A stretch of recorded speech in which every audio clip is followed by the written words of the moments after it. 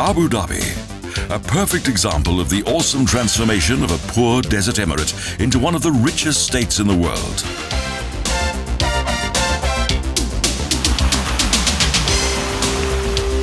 The capital city of the largest of the United Arab Emirates is like something from the 1001 Nights.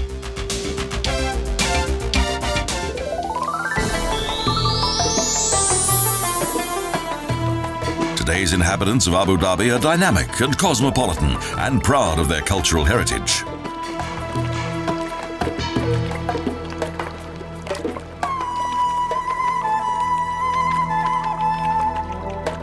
Each day the fishermen go out in their boats and early in the morning return with their catch.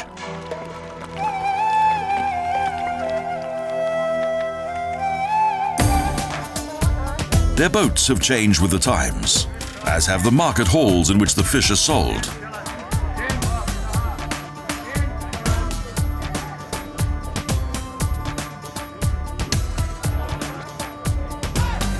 The variety of fish makes a wonderful display.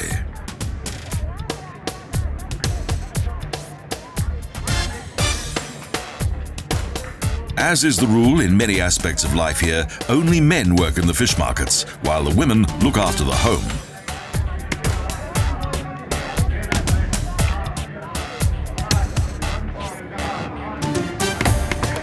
The fish is closely examined prior to purchase and is efficiently prepared for sale.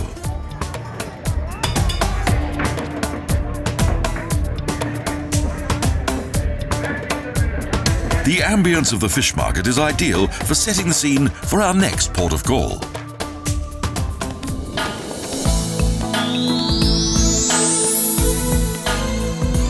The beautiful heritage village is situated opposite the imposing skyline of Abu Dhabi, on an artificial island just off the coast, Wave Breaker Dam. In traditional small mud huts, various craftsmen demonstrate their skills to onlookers.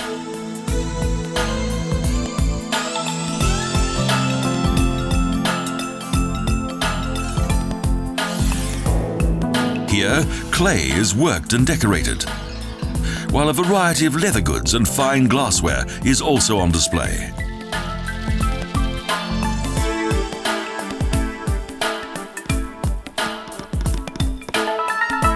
Wood is also worked here, and there's an interesting assortment of knives and daggers.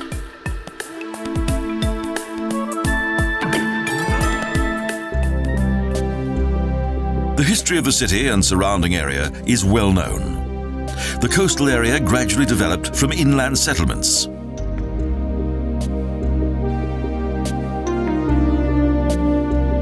The earliest traces of human civilization here date back to the Bronze Age.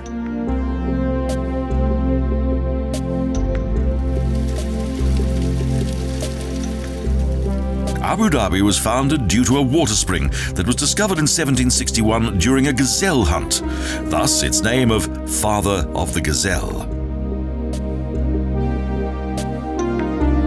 In 1793, the ruling Al Nahyan family moved from the Liwa oasis to the coast and to the shores of the Arabian Gulf. But more of this later. First, some tempting souvenirs.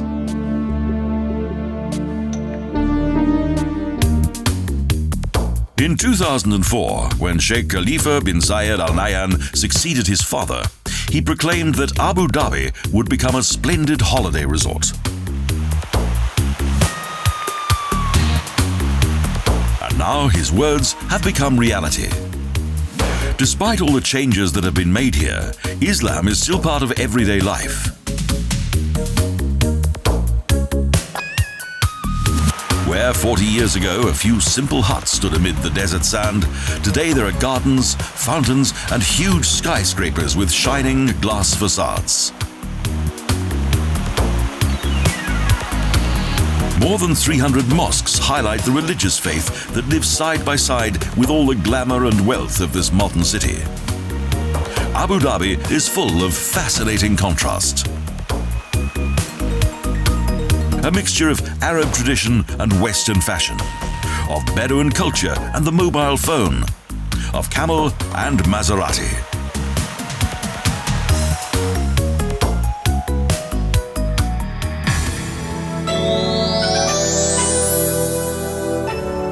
However, back to history. The water spring subsequently became protected by the White Fortress of Qasr Al Hosn. It became the residence of the reigning Al Nahyan family.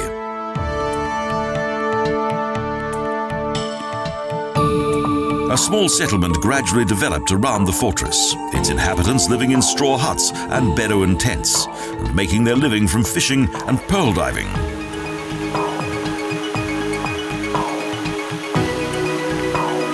A sheikhdom was created, one that is now a Gulf state.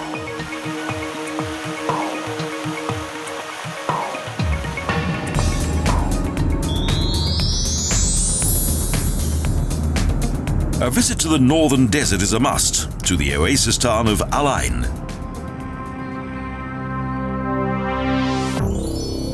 Fort Jahili protects this green desert town that is located halfway between the east and west coasts. It borders the neighboring state of Oman.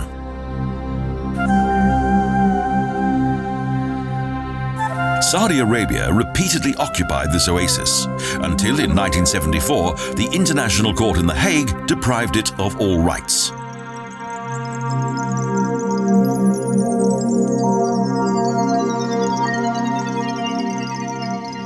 Today, Oman and the United Arab Emirates share the 9 oasis village of the Buraimi Oasis that contains more than 200 springs and wells.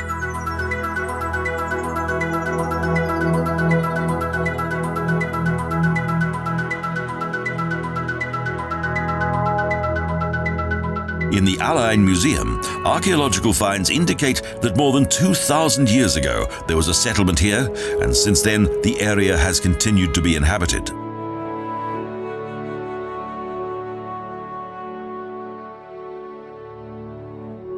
Thanks to the abundant water supply in the oasis, permanent settlements originated and its inhabitants cultivated the land and bred cattle.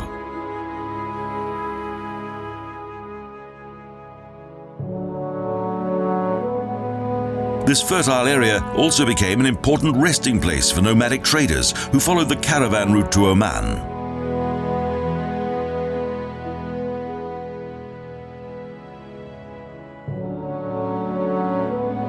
This, along with the Liwa Oasis, was the birthplace of the Emirates. And at the end of the 19th century, the 18 historic forts that were built here became the residences of various sheikhs. The people here are proud of their ancient texts and books that are kept safe in glass cabinets. They record the culture of this region.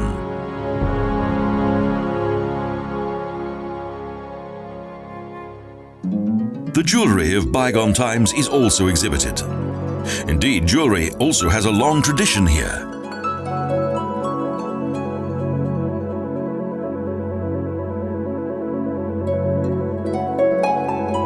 The women once wore large and heavy items of jewellery on long-sleeved clothing. The jewellery consisted mainly of gold.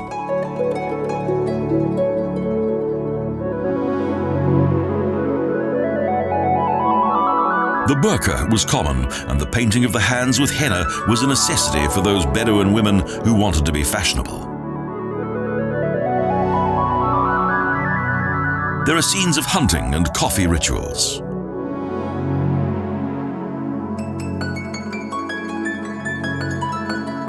And posing with frightening weapons. The creatures of the desert also have their own exhibition, including noble birds of prey.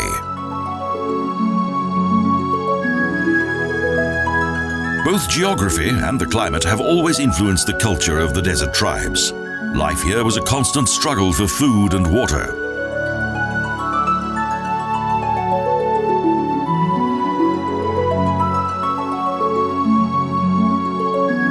Simple rowing boats with sails, primeval buildings, and wall paintings indicate a culture that dates back to prehistoric times.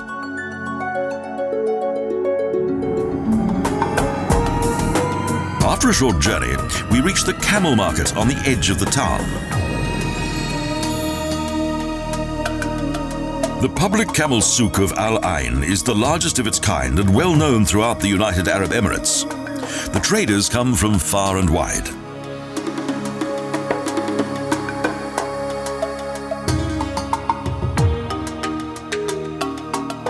Simple fences separate the enclosures in which the camels are secured day and night, waiting to be sold. They're tended to mainly by Pakistani handlers.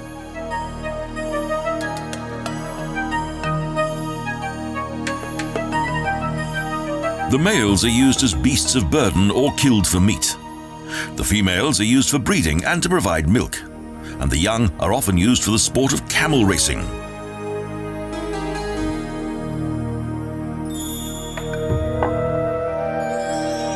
Although these ships of the desert no longer play a vital role in today's environment, they have always been closely associated with the life of the Bedouin.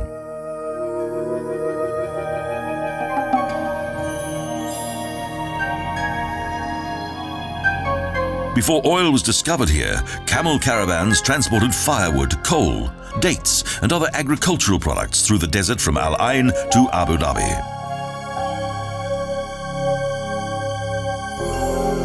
Without the camel, man would not have been able to survive here. These strong and hardy animals have always been the means by which the Bedouin have survived the hardships of the desert.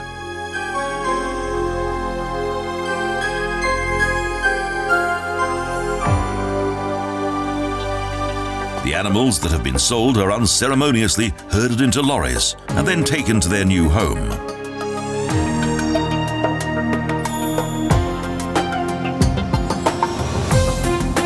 A wide highway travels across the desert, back to the modern world, and into the fairy tale city of Abu Dhabi.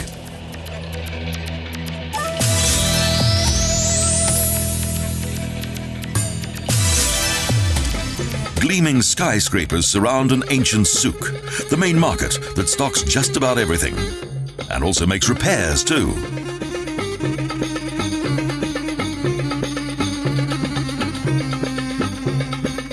Colourful spices, coffee pots and utensils, perfume in glass bottles. The souk fascinates visitors with its exotic charm.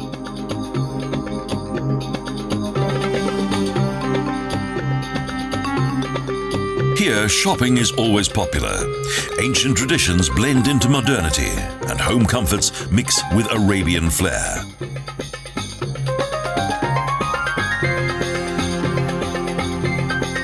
The old souk has earned its right to exist alongside modern shopping malls.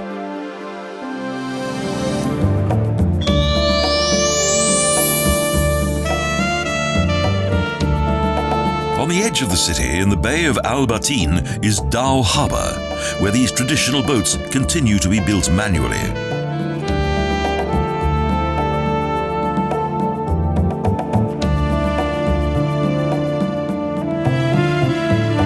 Dhow is a collective term for various types of wooden boat in the Arab countries.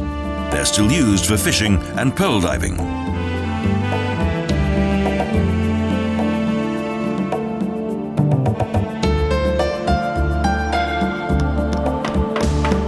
They've always been built in more or less the same way. Indian teak wood is still worked by hand, and almost no machinery is used.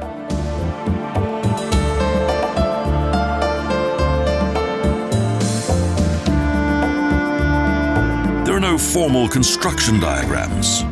According to tradition, each section is drawn out with chalk and then cut and shaped accordingly.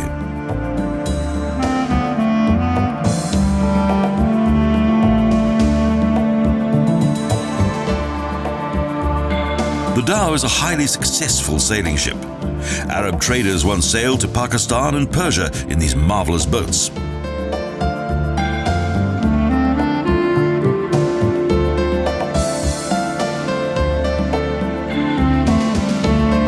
Over the centuries, generations of shipbuilders have developed the characteristic Dhow shape.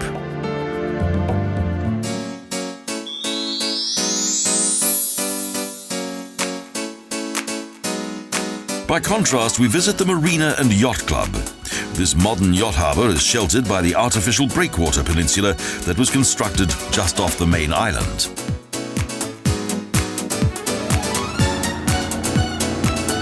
The local people once earned their living here from fishing and pearl diving until, in the 1930s, the economy collapsed. It was catastrophic.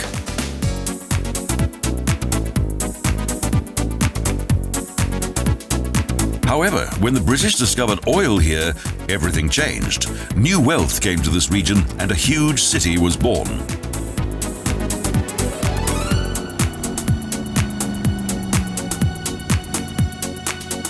A gigantic island-like protective dam was built, and this modern yacht harbour became part of it.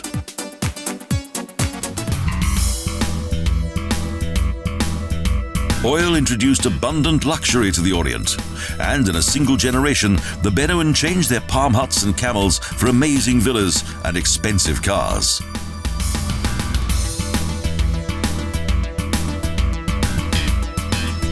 It's difficult to believe it now, but there were no proper roads or cars here until 1950, no doctors and no schools, and there was 100% illiteracy. But in 1966, Sheikh Zayed bin Sultan came to power.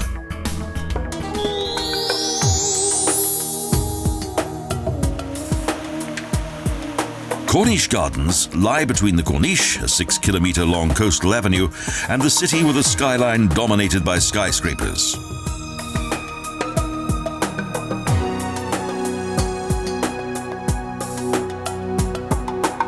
The Sheikh's plans for his city have been a triumphant success, and despite its many skyscrapers, Abu Dhabi looks almost like a garden city.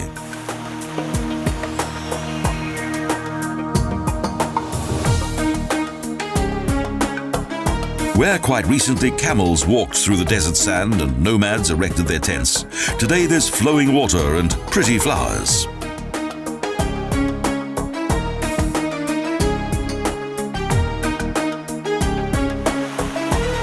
These modern miracles are due to a water desalination plant that was built here and that has since provided the area with a good supply of fresh water.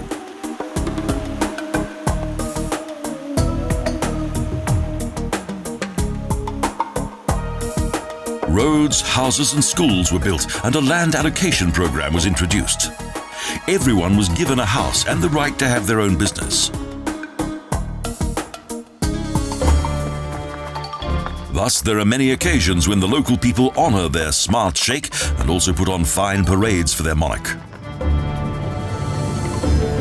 The newly erected mosque at the entrance to the city was built to commemorate the Prophet Muhammad, whose life serves as the template for the daily life and politics of today.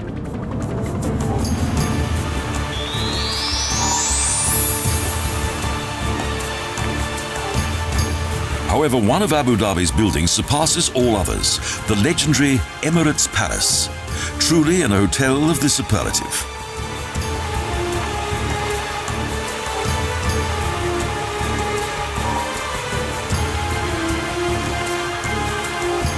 To further enhance the prestige of this tiny emirate, in 2001 construction of this outstanding building began.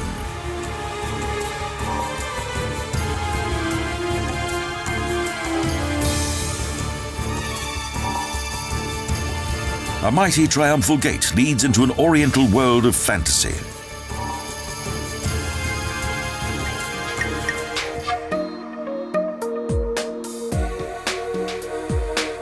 Those who created this building in the Emirates wanted more than just a luxury hotel. The Emirates Palace was also to be an important symbol.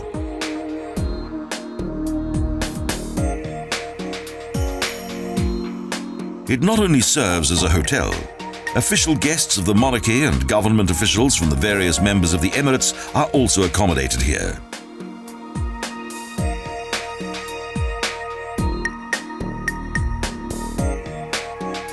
No expense was spared for its construction. It was designed by the architects Wimberley, Allison Tong and Gu.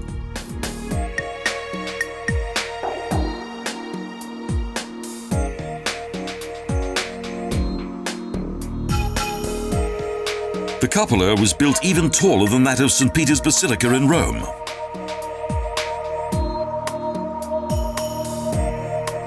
Sheikh Zayed Al Nahyan does nothing on a small scale.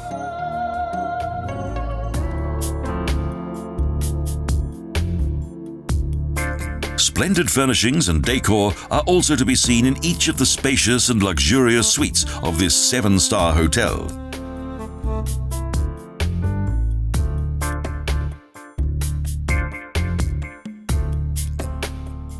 The cost of creating the Emirates Palace was enormous, but it is now the source of much well-earned prestige.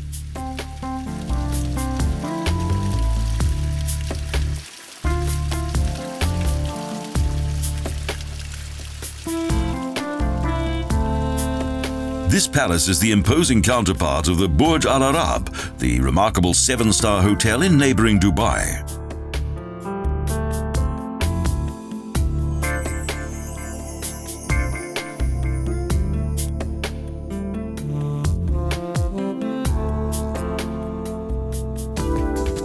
It's not difficult to understand how Abu Dhabi's Emirates Palace cost $3 billion to build, a record-breaking sum.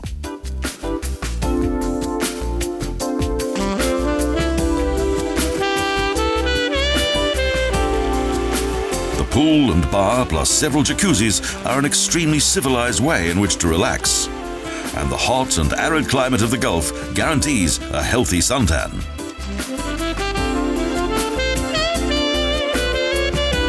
This spacious outdoor area was designed with Arabian design elements very much in mind.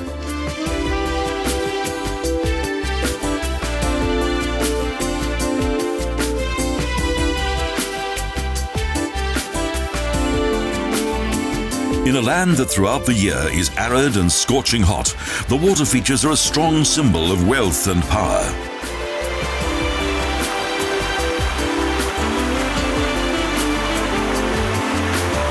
It's an Arabian dream come true.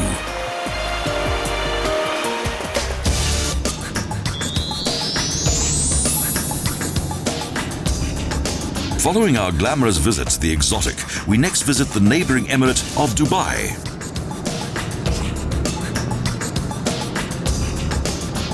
Wadi driving on multi-terrain vehicles across the desert's gravel roads and into the rugged terrain of the Hijaz Mountains. The route leads high into the mountains. We travel past steep, strangely shaped rocks. Deep canyons alternate with undulating terrain. Mountain nomads use the remote landscape as pasture for their goats and sheep.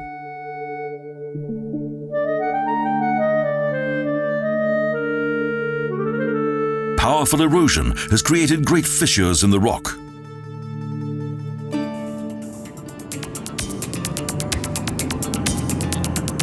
We travel past several small communities, each with its own waterhole.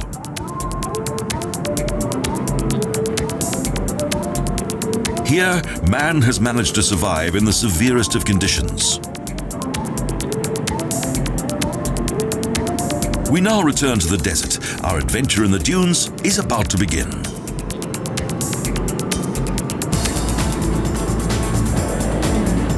Traveling up and down the dunes in an all-terrain vehicle is quite a thrill. Dune riding is extremely popular with holidaymakers.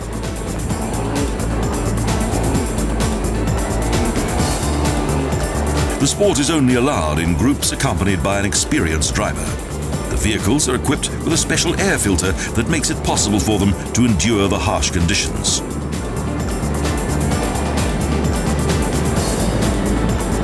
We travel up and down like a roller coaster. Fun is guaranteed.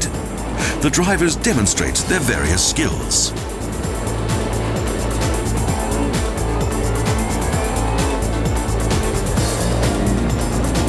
The dunes are conquered at high speed. When the landscape becomes flatter, we begin to travel as on a normal road.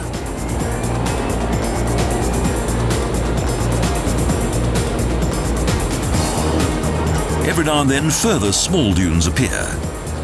And next, we come across a road that appears from out of nowhere. Our final destination in this mountain and desert region is a camel farm. It is here that our experience of this wonderful region comes to an end. We will long remember our visit to this extraordinary city and its surroundings, Arabia Deluxe. 1001 nights in all its glory. Almost overnight, the Emirates has been catapulted from the Middle Ages into the 21st century. Next to follow the oil boom is tourism. And no doubt, Abu Dhabi will make a fortune out of that too.